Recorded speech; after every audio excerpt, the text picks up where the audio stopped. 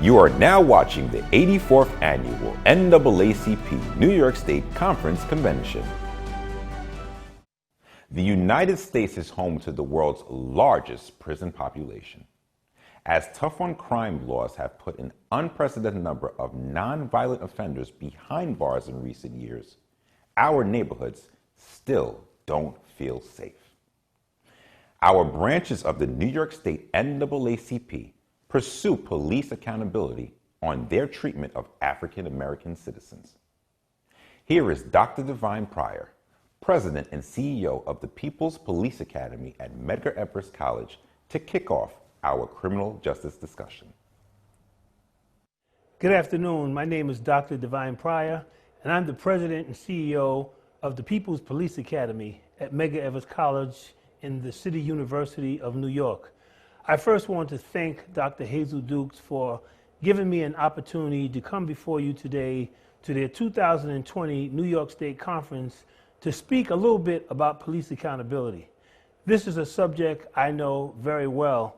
As a young man who was fascinated with books and fascinated with science, realizing that my intellectual development was happening much faster than my social development could handle, found myself in a quandary. I got bored. I wasn't being stimulated, and the public school system wasn't able to recognize that what was happening with me had nothing to do with developmental inabilities or disabilities, but it had to do with a young man who merely was bored and was not being stimulated. Unfortunately, resulting in me going through what is now known as the school to prison pipeline, ending up in a juvenile detention facility and subsequently spending a few years as a young man incapacitated. But it was during that time that I rediscovered my love for learning, and I began to ask the question, how does a young man who just loves to read and loves to write and who loves math and science, how does he end up in a prison cell?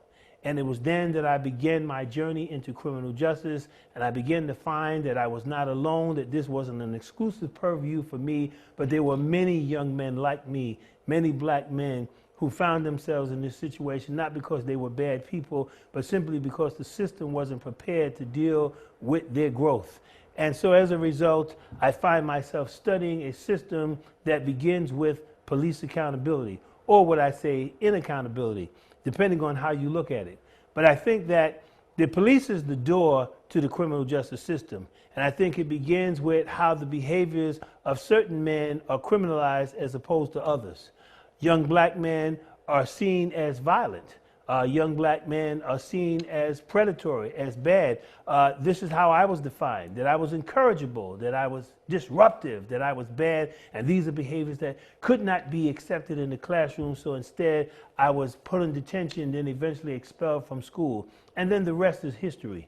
But what I will say is my understanding of now police accountability starts with the fact that behaviors that otherwise should only result in a young man going to the principal's office and possibly having a conference with his parents instead are criminalized. So instead of individuals actually having a sit down, they're actually being handcuffed and they're actually being taken away in a squad car for what is nothing more than school-based behaviors. These school-based behaviors ultimately result in individuals having a criminal record, being placed on what's called a rap sheet.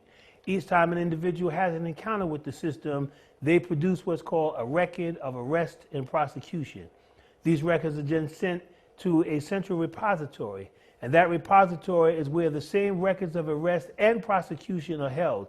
And so when companies do background checks, individuals who merely been arrested, even if that arrest was determined to be an illegal arrest, even if the individual was let go hours later, even if the individual never saw a judge, because they've been arrested, that information is held in places where that information could be used by background companies who then can use that to deny individuals employment, deny them access to housing, deny them access to a whole range of opportunities, and therefore limit their ability to be able to excel. This is simply by the arrest. If the individual who is captured by law enforcement actually finds themselves going further into the system, then the collateral consequences of an arrest and a conviction can have lifetime implications. So individuals not only have to serve time, if that is what the judgment of the court is, but after serving time, Then they are denied licenses to practice law, to practice medicine. Individuals are denied financial aid. Individuals are denied access to live in federally subsidized housing. Individuals are denied so many things that individuals find necessary in order for them to be accomplished in life. And this all begins when they are encountered by police, when they are encountered by a system that predetermines their guilt before they ever even commit an act, simply because their skin is too dark and because they live in urban areas and because they decide to take a stroll at night. But the police accountability issue is something that you now know after the George Floyd killing has now become a global phenomenon. It's a discussion now that we can no longer deny. It's something that really speaks to the fact that our police need to be held accountable for their actions. And a lot of people misinterpret this. They believe that we're saying we don't want police. This is not what people are saying. Of course, everyone knows that police play a necessary role. Of course, we know that we want our community safe. What we don't want is our community to be over-policed. What we don't want is racial profiling. What we don't want is police behaving in our communities as if they're an occupying force. But let me tell you what we do want. What we do want is safety in our communities. What we do want, police who come into our communities and treat us with courtesy and respect. What we do want is a police force that understands that each community has its own unique dynamics and that it patrols our communities equally across the board. What we want is fairness. What we want is decency. What we want is to be treated with dignity and respect. And I don't think that these are unreasonable requests. I think that the community wants to have a relationship, but the community also wants a role in that relationship. The community wants its voice to be heard. The community wants the right to determine how it wants to be policed. And so when we talk about police accountability, we're talking about a balance of power. We're talking about police interacting with communities in a way that are mutually respectful. And we want them to do so that they can restore respect and restore confidence and restore accountability in what happens in our communities. When we talk about police reform, what we're actually talking about is what takes place on our streets on a daily basis, how our community members are approached, how our communities are spoken to and interacted with. What we're talking about when we talk about police accountability, we're talking about police whose behaviors are evaluated and assessed over time. If there's an officer who has been engaging in increasingly more aggressive policing over time, that there's an intervention that takes place. We're talking about police officers whose behaviors are regulated and whose behaviors are defined by the communities who have made determinations on how those communities should be policed. When we talk about police accountability, and I want this to be clear, what we're talking about is, number one, partnering with the community. We're talking about police who are interested in community engagement and not necessarily community enforcement. And while we realize there are times when enforcement is necessary, we don't think that enforcement per se should be the rule of thumb. We believe that police officers should come into our community with the intent to get to know the community, to understand the community, to engage with the community, to respond to the community, and to come in understanding that public safety is a shared responsibility, that all members of the community should be at the table. All members of the community should have a role, should make a contribution to ensure that our communities are safe, that our communities are thriving, that our communities are prosperous, and that our communities are places where our children can go to and from school without being harassed, without being exposed to drugs, that our elderly can enjoy their golden years without being under siege, where people can feel safe on all corners of our community. So when we talk about police accountability, this is not exclusively about the police, but it's about policing. And policing, in order for it to contribute to public safety, involves the contribution of all members of our community. In my new role as President and Chief Executive Officer of the People's Police Academy, I'm charged with the responsibility of bringing all facets of the community together to co-create public safety. And so we've created a public safety council that's comprised of people from the NYPD, from the Department of Probation, from the Department of Education, from the Department of Health, from the New York City Housing Authority, all the way up to the U.S. Department of Justice. We also have community members. We have faith leaders. We have youth leaders. We have non-traditional leaders, people who run street organizations who you otherwise might consider gang leaders, who too have a voice in the community because they're influencers. Everyone needs to be at the table. So in this role, I'm responsible for ensuring that not only everyone's voice is heard, but they actually make a contribution to the creation of co-safety. And the co-production of public safety really requires individuals who have given a lot of thought to problem solving. The People's Police Academy is a problem-solving institution that brings together individuals for 3 days of intense training to produce community-based public safety agendas that address the very specific concerns that each community has. And while no two communities are the same, we find that in some communities they might want to focus on the school system, others might want to discuss issues around the elderly, others might want to discuss creating pathways for young people to go to and about. We might find individuals who are interested in turning eyesores in the community into community gardens because they feel that beautifying the community might contribute to the way people see the community, the way they're seen by others outside the community. So depending on what the community wants, they have an opportunity to co-create public safety. This is what this People's Police Academy is all about. But more so, it's about empowerment. It's about people having a stake in it, because when people have a stake in their own prosperity and in their own public safety, they're more willing to protect it. They're more willing to do what is necessary to preserve that which they've been a part of creating. So this is what the people are asking for with police accountability. They're not saying we want to remove the police from the equation. They want to say that other people need to be a part of the equation, because the role of law enforcement is to enforce the law, but the role of the entire community is to create public safety. And those are two different things altogether. But when we bring them all together, what we have is a comprehensive and a holistic approach to public safety. This is what we're seeking. This is what the community wants. The community has spoken, and it has made it loud and clear that they would like to see a day when the community actually can be responsive and not reactive. Because right now, emotions are running high. People are very passionate. People are very unsatisfied about the unjust situations that are happening.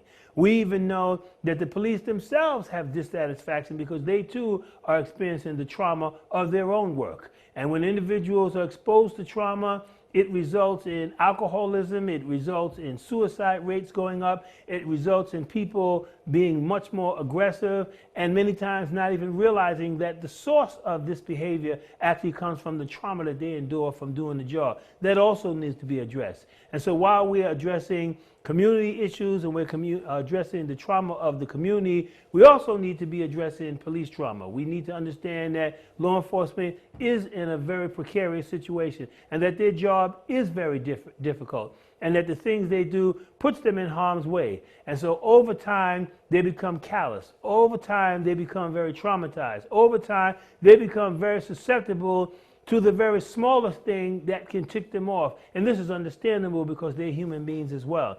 But what we also understand that unless we address these issues head on, and unless we recognize that historical trauma and accumulative trauma only results in more trauma. And so we're looking for intervention. So some of the solutions we want is more mental health services, not only for community members, but also for police officers. What we want is individuals having access to resources so that they can see that there's actually a road to success and prosperity. Because when people are limited and restricted in their ability to grow and thrive, they tend to do things that put them in harm's way. And so what we're saying, we have to resource the community. We have to build community infrastructure. We have to broaden the capacity. We have to give people ways out. We have to give people inroads into the career market. We have to create more jobs. We have to improve the conditions in the school. We have to increase the quality of health care. When we do these things, then we see prosperity on the rise, and we begin to see communities become more involved, more invested in what it is that they have helped to create. And as a result, we begin to see crime go down. We begin to see the quality of life go up. We begin to see people's hopes restored. We begin to see people behaving in positive ways. We begin to see them engaging in constructive endeavors. We begin to see an increase in participation in voting. We begin to see people who really care about each other, treating each other with respect and with dignity and pride. And we begin to see success in everything we do.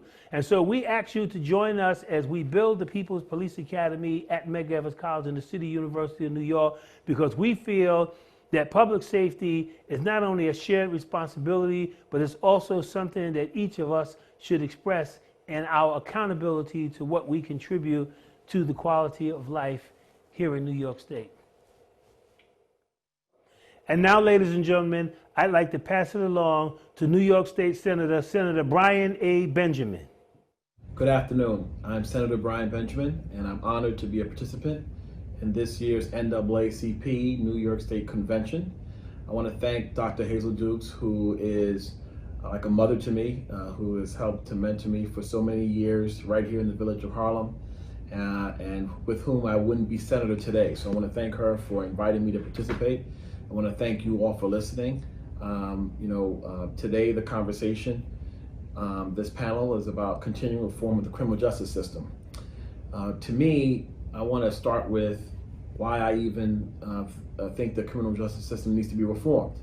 I was elected in 2017, May of 2017, and I ran on two things. One was reducing mass incarceration, and the second was on helping to increase the skills and workforce and opportunities for minority and women-owned businesses in my district. And one of the things that I thought was so important as I talked about reducing mass incarceration was to focus more on how do we reduce those who are being criminalized who aren't a threat to public safety. Sometimes when we talk about criminal justice reform, there are those who say you want to let criminals out on the street, and that is far from the truth. Many of us who want to reduce mass incarceration, what we really want is to stop having people who are incarcerated and they are not risk to public safety, and there is too many people who are caught in a system where they shouldn't have been there in the first place because they weren't really threats to public safety enough so that they need to be incarcerated. And so there's a couple things that I think are important to mention. As we started this process when the Democrats took control of the Senate in 2019, we started to try to chip away at some of the fundamental blocks that have been keeping too many of our people incarcerated for way too long. We looked to end cash bail. There were too many cases. Many of us know the case of Cleve Browder, where you have people of color, particularly black and brown folks, who are literally waiting a year or two or three in Rikers Island for their day in court, and in the process being incarcerated before they were even convicted of a crime. Completely unacceptable. We did away with that. We also implemented speedy trials so that people wouldn't be sitting a year or two or three in Rikers waiting for their day in court. They'd get their day in court in 90 to 180 days, and they can move on with their lives. Also, we look to do discovery reform, where basically prosecutors could not utilize evidence in a way that was discriminatory, keeping evidence from defense attorneys and defendants so they can decide what's in their best interest and what the state has against them. All things that are just not fair. We did away with a lot of those things in 2019. We came back and also said, why are we incarcerating people for small marijuana offenses? I mean, you're almost effectively criminalizing addiction in a lot of cases. And a number of people who are incarcerated because they used marijuana, or they used heroin, or they used crack cocaine. Why are we criminalizing people who, in a lot of cases, have an addiction that needs to be helped? And we need to look at mental health as a solution, not incarceration. So we've started going down that road, and with decriminalizing 2 ounces of marijuana, we got more work to do on that front. We started to make some of those changes. As many of us know, earlier this year, and some of us have been dealing with this for years, but earlier this year, with George Floyd's murder just really unleashed across the board. Many folks joined in on the conversation of, wait a minute, Black Lives Matter. Those of us who are Black have known that our lives matter for a long time. It's just that we needed something like 8 minutes and 46 seconds of a knee on someone's neck for the broader society to recognize that. And we came back and passed a number of important reforms, one of which is my bill, which was a bill to take the chokehold that killed Derek Garner, from Danielle Pantaleo, and quite frankly, the same sort of restriction of the airflow that killed George Floyd, and say, if a police officer implements a chokehold, they will face automatic time in prison. We passed that bill. We passed a couple other bills. We also made it so that police officers who have disciplinary records that have been kept secret for so long, was the repeal 58 bill, so long, these records have been kept away from the public. We basically said, if you've got you have a record as a police officer, the public needs to see it. We want transparency and accountability. We passed that bill. And we passed a couple of other important bills that helped to make the public feel safe, that we can push back on the police for over-policing. That does not mean we don't need neighborhood policing.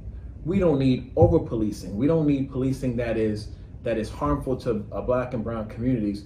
We need policing that is fair, that is about protecting the people and serving the people, not intimidating the people and this so-called law and order fake crap that we see way too often coming out of our politics. We need to get away from that. And so we passed some bills to help make that happen. As I look forward, we've got a couple of things that we still haven't done. COVID has happened, and we still have some people in jail who shouldn't have been in the first place and who now are in a health risk. And I introduced a bill called Less is More that would basically say, if you have been incarcerated for a technical parole violation, which quite frankly is a violation that is not a crime, it is because you're out on parole, these technical things can let you back in jail. We need to do away with that.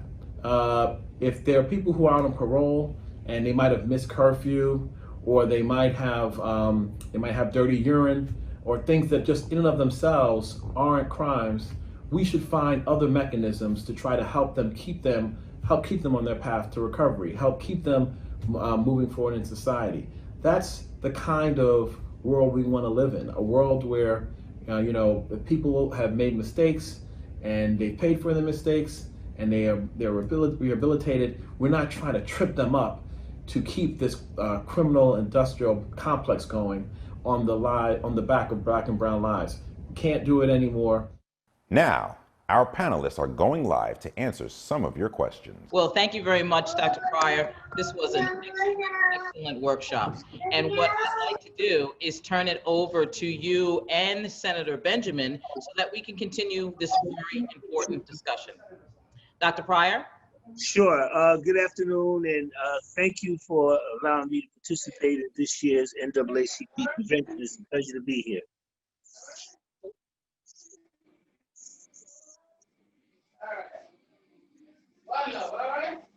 So, Dr. Pryor, what we're going to do is people have put in the chat some questions for you and Senator Benjamin. So I'm going to let you lead the way in that discussion, sir.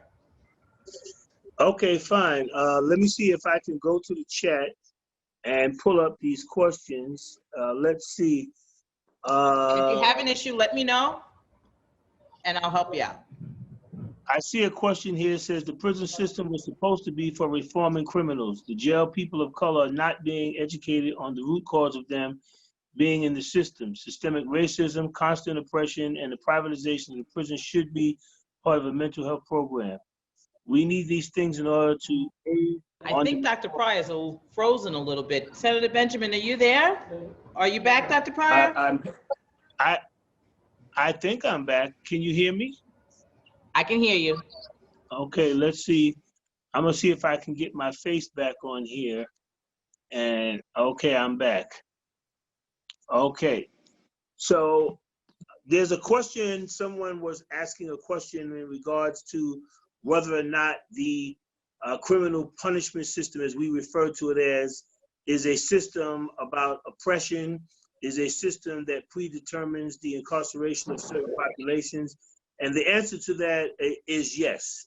That is the case, that many of us who've been studying this system for years recognize that the current criminal justice system really is nothing more than 21st century chattel slavery. And they've used the legal system as a mechanism to give legitimacy to incarcerating a certain populations of people.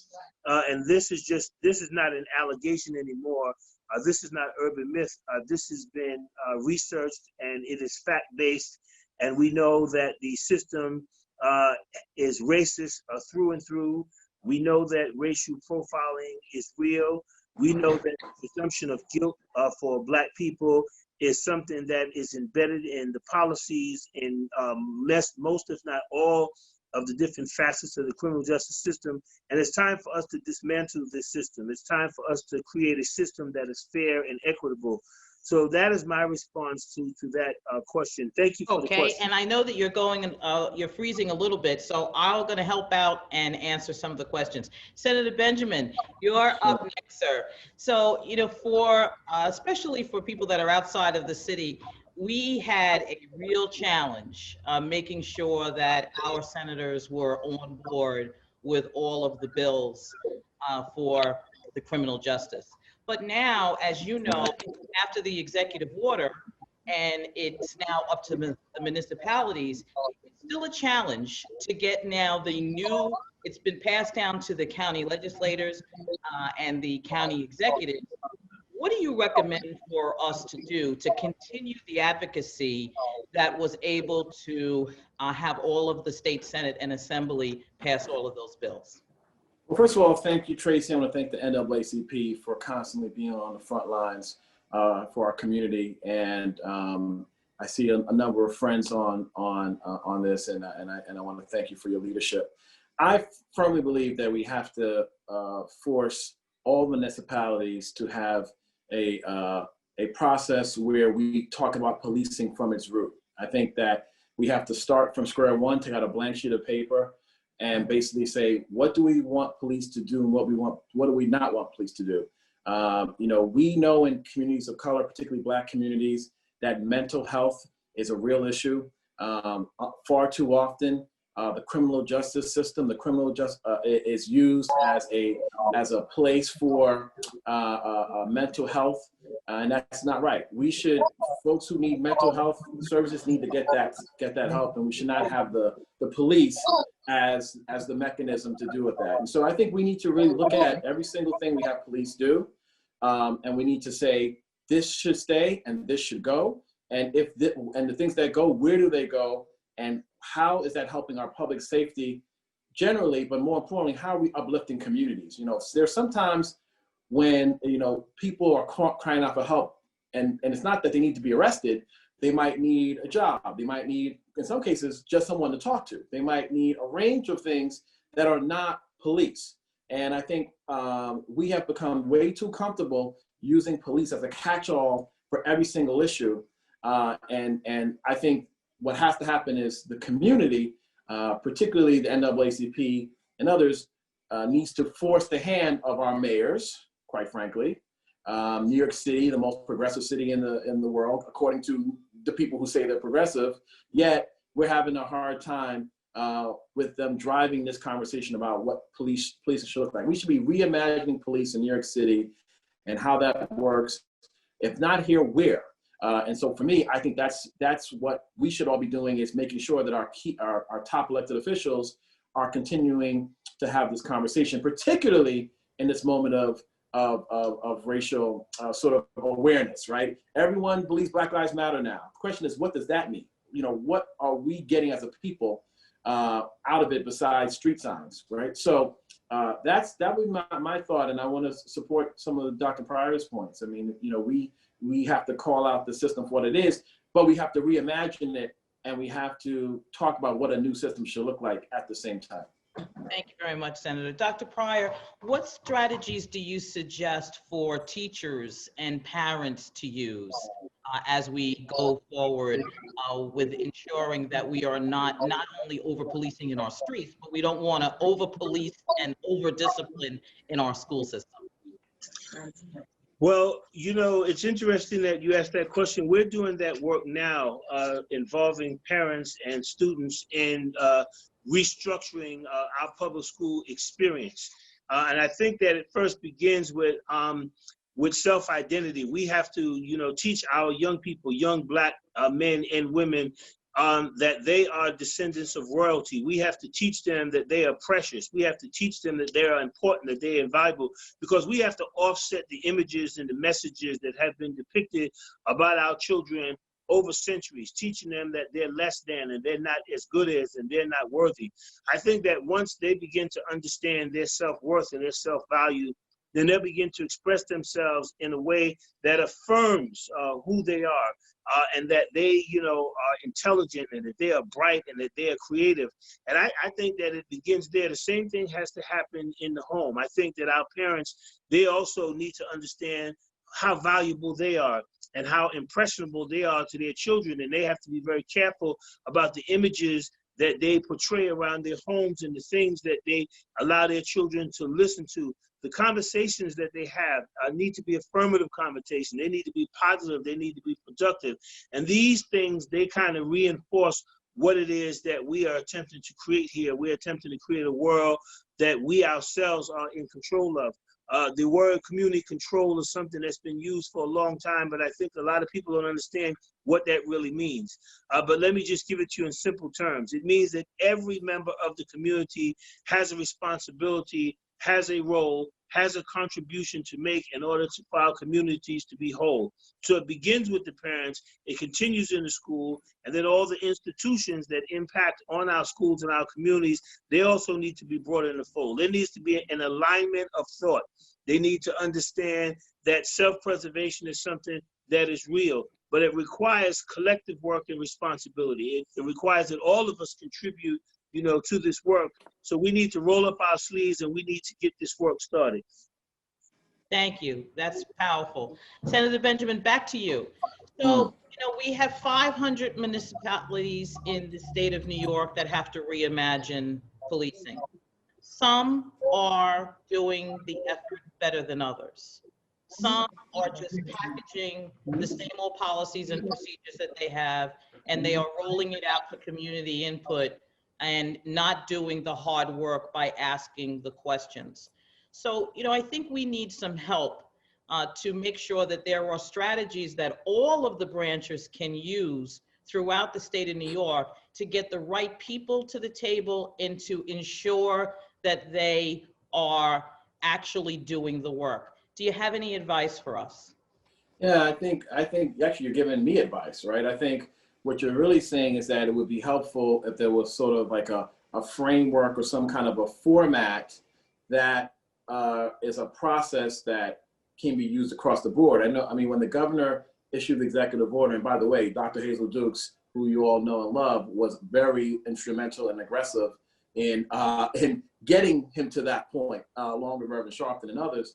But I think you're raising a very important point, which is, should we, I mean, I think part of the thought is every municipality is different. You don't want to over manage people, because then they push back, and, you know, obviously what works for New York City might not work for Pisco, might not work for Albany, et cetera, et cetera, et cetera.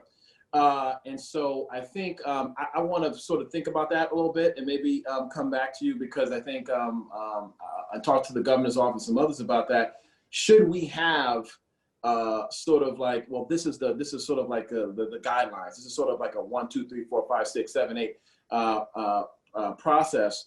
That's a good question. You know, in my gut, I think so, but I think we should talk about it more, because, you know, municipalities are different. New York City is a very different city than other places, right? I think the real question is, we need champions in each city who take this seriously and will drive the process. That's clear. The question is, what should happen beyond that? I want to think about that a little bit. Okay, that's great, because the guidance did come out. And the steps are there, but some are following it and some don't. And what they're saying is it's only guidance. So, It you know, is. they, Yeah. right? Yeah. So it's, they're choosing not to move Right. forward. So Dr. Pryor, you know, to you as well, because we know that you've been on the front line before. When you have government officials that want to just keep it status quo, and because they are, quite frankly, beholden to the PBA union money, you know, what is it that we can do to ensure that we are, they are listening to their constituency as opposed to following that check, Dr. Pryor? But I'm going to give you the honest answer. If in fact they are not representing the needs and the desires of those who put them in office, then we need to get them out of office. I don't hold any punches when it comes to accountability for everyone, and particularly elected officials who are not only writing laws, but they're voting on the laws, and those laws have to represent what the true needs of the community are. Far too often, we have elected officials who start off right. They start off with the best intentions, and then they get in the office, and then they just kind of become a part of business as usual. I think that we really need to maintain very close relationships with our elected officials. We need to monitor their activities. We need to monitor their votes, see what they're voting on, what issues that they stand up for, what their principles are, what their values are, and make sure that they're always in alignment with the wishes of the people. And whenever that's not the case, quite simply, we need to get them out of office. I think we need to encourage our young people to really get involved in the process, because that's the only way that we're going to change the way things are. The only way we're going to be able to put forth a productive and a progressive agenda is when we get young people who come in with new energy, with new ideas, with creativity, with vision, with passion, but those who are also courageous and brave, and they're willing to step out, and they're willing to take risks, because in order for us to do something different, we have to take risks. I know there was Albert Einstein who said that the definition of insanity is a person who does the same thing over and over again, and yet they expect a different outcome. And we've been doing the same thing over and over again, and we've been getting dismal results. So I think it's time for us to do something different, and it starts with those who are in power to shape the laws that we have to abide by, and those are elected officials. Again, any elected official who is not representing the true desires and needs of the people should simply be taken out of office, and I would be the first to lead the charge on that. Well, thank you very much. Can I comment on that real quick? Thank you, Dr. Pryor. I'm going to go back to you, Senator Benjamin, to actually have the last word, sir. Okay? Yeah, I want to talk about that, because I actually agree with a lot of what Dr. Pryor said up to a point. There are certain communities that we all have to be honest about, that the constituents there, they don't want criminal justice reform. They don't want us to change a single thing. So the question becomes, you have situations with in some districts, the reason why they're not doing anything about it is because they don't want to do it. And so how do we deal with that? And I think that's why I come back to your question before. You know, maybe we made a mistake by not having force in this, because guidance means, you know, you can choose to or cannot choose to. And I think that one thing that I know is always the case, whenever the community is truly mobilized around an issue, the politicians respond. And as an elected official, the issue happens when the community is not mobilized, and the politician might know what they should do, what's the right thing for the community, but then does something different. That's one thing. But the second problem, which is what I think is part of this, is there are a number of communities that just feel like they've had enough. They want to say Black Lives Matter. They want everyone to, you know, maybe march a little bit, but they don't want to change much, and they want to go home. How do we address that? And I think the way we deal with that, there has to be more force in the matter, and I think we should revisit that as it relates to reimagining policing. Absolutely. Well, thank you so much. We could talk to you and Dr. Pryor for the rest of the afternoon, but I think what we have to do is provide some sort of mechanism for us to continue that dialogue, because we are going to need some help in the state of New York, because all of the municipalities have until April 1st, but they're just trying to run the clock. So I think with you, Senator Benjamin, and the elected officials that we know that we can count on, and with Dr. Pryor helping us chart the way, we can get there. So thank you both very much for this discussion.